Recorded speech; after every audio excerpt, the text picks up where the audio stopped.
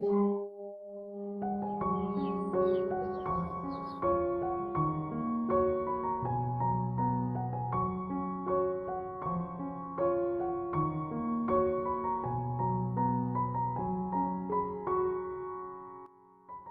गांव में रघु और दीपक नाम के दो दोस्त रहते थे। रघु बहुत मेहनती था, मगर दीपक सुस्त था और आलस से अपने खेतों में काम करता था। एक दिन चाचा रामू ने कहा, वाह रघु, मैंने सुना है कि इस साल तुम्हारी फसल बहुत अच्छी हुई है। रघु ने खुशी से जवाब दिया, हाँ चाचा, इस बार मेरी फसल बहुत अच्छी हुई है। अगर मैं इसे बेचूंगा तो मुझे अच्छा मुनाफा मिलेगा। चाचा ने पूछा, बेटा, तुमने अपने खेत में कितनी बोरियां अनाज की कटाई की है? रघु ने जवाब दिया, चाचा, मैंने 5 एकड़ जमीन पर 200 बोरियां अनाज की कटाई की है। अच्छा चाचा, मैं अब चलता हूँ, मुझे आज अनाज बेचने जाना है। यह कहकर रघु वहाँ से चला गया। कुछ देर बाद दीपक भी अपने खेतों की तरफ जा रहा था। चाचा ने उसे देखकर पूछा, अरे दीपक, कहाँ जा रहे हो? दीपक ने जवाब दिया, चाचा, मैंने सुबह ही खेत में अनाज की बोरियां भर दी थी, अब मैं उन्हें लेने जा रहा हूँ। चाचा ने हैरानी से पूछा, दीपक, तुम्हारे पास भी 5 एकड़ जमीन है ना? तो इस बार तुमने अपने खेत में कितनी बोरियां अनाज की कटाई की है? दीपक ने जवाब दिया, हाँ चाचा, मेरे पास भी 5 एकड़ जमीन है और इस बार मैंने 1 एकड़ जमीन से 20 बोरियां अनाज की कटाई की है। इस हिसाब से मैंने 5 एकड़ जमीन से 100 बोरियां अनाज की कटाई की है। चाचा ने हैरानी से कहा, अरे दीपक, तुमने अपने खेत में सिर्फ 100 बोरियां अनाज क्यों काटी? क्या तुम्हें मालूम है कि तुम्हारे दोस्त रघु के पास भी 5 एकड़ जमीन है और उसने अपनी जमीन पर 200 बोरियां अनाज की कटाई की है, जबकि तुम दोनों के खेत एक ही इलाके में।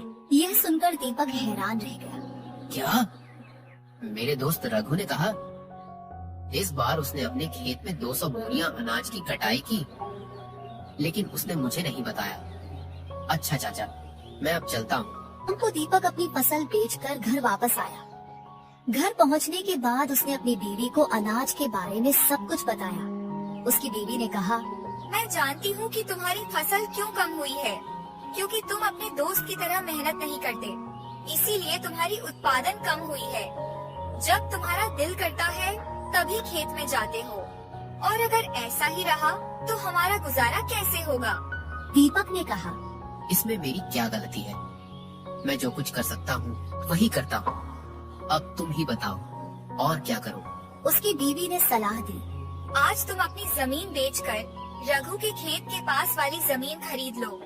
अगर रघु के पास 5 एकड़ जमीन है तो तुम भी 5 एकड़ जमीन खरीद लो।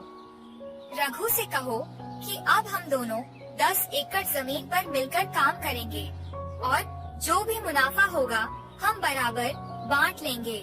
दीपक ने कहा, हाँ, तुम ठीक कह रही हो।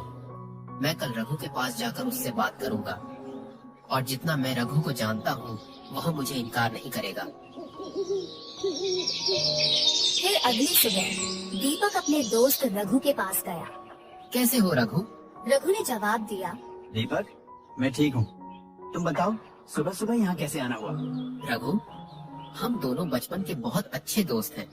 तो मैं सोच रहा था कि अपनी जमीन बेचकर तुम्हारे खेत के पास वाली जमीन खरीद लूं, वो भी 5 एकड़, बिल्कुल तुम्हारी जमीन के बराबर। रघु ने खुशी से कहा, हाँ भाई दीपक, खरीद लो, ये तो बहुत अच्छी बात है। मुझे भी एक अच्छा पड़ोसी मिल जाएगा।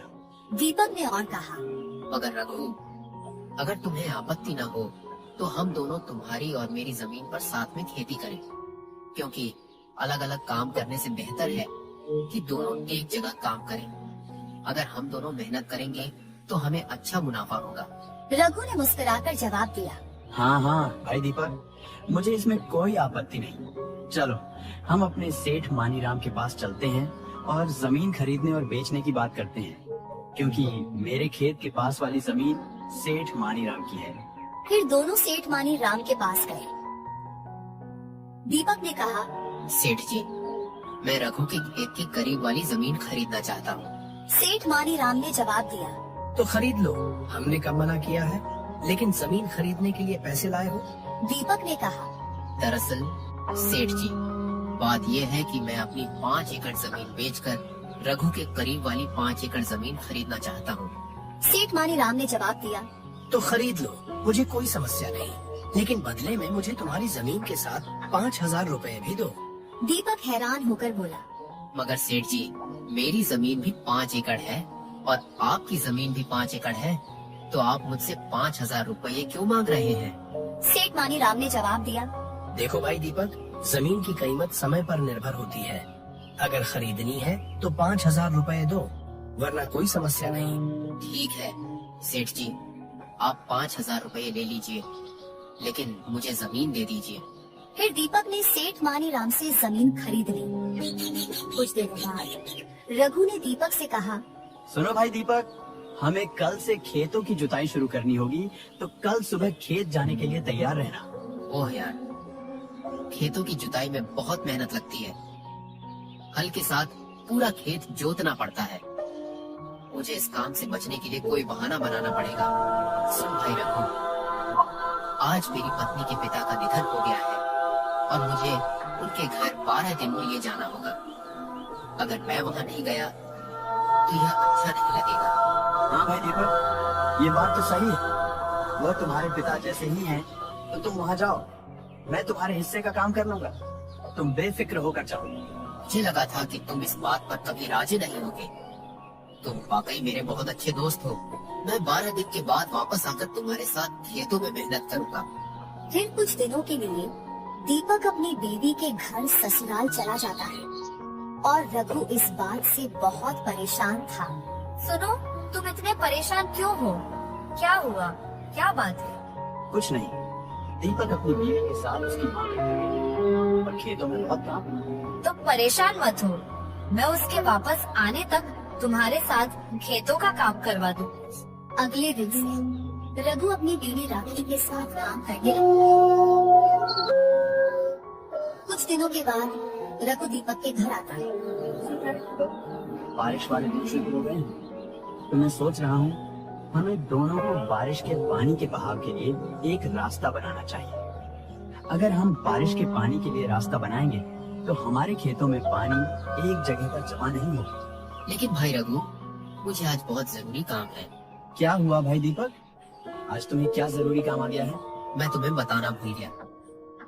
मुझे तुम्हारी भाभी को शहर में डॉक्टर के पास ले जाना है, क्योंकि तुम्हारी भाभी पिछले 2-3 दिनों से बहुत बीमार है। ठीक है दीपक, तुम जाओ, मैं आज तुम्हारा सारा काम संभालूं। फिर दीपक अपने दिल में सोचता है। वाह, उसने मेरी बात बहुत जल्दी मान ली। वह मेरे हिस्से का काम करने के लिए तैयार है। हम दोनों मिलकर खेतों में काम करेंगे। यह ख्याल मेरे लिए बिल्कुल सही था, वरना मुझे खेतों का सारा काम अकेले ही करना पड़ता। तुम क्या सोच रहे हो भाई दीपक? यही सोच रहा हूँ। मुझे सारा काम तुम पर छोड़कर शहर जाने में बिल्कुल अच्छा नहीं लगता, लेकिन क्या करूँ, मुझे जाना तो है। तुम परेशान ना हो भाई दीपक, मैंने कहा ना कि मैं यहाँ का सारा काम कर लूंगा। तुम बेफिक्र रहो और भाभी को डॉक्टर को चेक करवाओ। फिर दीपक अपनी बीवी के साथ शहर चला जाता है। दूसरी तरफ राघु बारिश में भीगती हुई अपने खेत में बारिश के पानी के बहाव के लिए रास्ता बनाता है। फिर रात को सुनिए जी, मुझे लगता है जब आपके खेत में कोई काम नहीं होता तो आपका दोस्त दीपक घर पर रहता है, और जैसे ही आपके खेत में कोई काम आता है वह कोई न कोई बहाना बनाकर शहर चला जाता है। मेरा शक बिल्कुल सही है, वह जानबूझकर बहाने बनाकर शहर चला जाता है। तुम यह कहना चाहती हो कि तुम मुझे और मेरे दोस्त को लड़वा दोगी? वह मेरा बचपन का दोस्त है, वह मुझे कभी आप देखिएगा, कुछ दिनों में सच्चाई मालूम हो जाएगी। कुछ दिनों बाद फसल तैयार हो जाती है। दीपक चलो, आज हमें फसल काटनी है, क्योंकि मुझे आज शाम अपनी बीवी के साथ साली की शादी में जाना है, और अगर हम आज फसल नहीं काटेंगे तो कल से फसल खराब होना शुरू हो जाएगी। हाँ भाई रघु, चलो आज हम फसल काटकर बोरियां भर लेते हैं। फिर दोनों खेत में जाकर बोरियां भर लेते हैं। ठीक है दीपक, अब हमने सारी फसल के बोरे भर लिए हैं,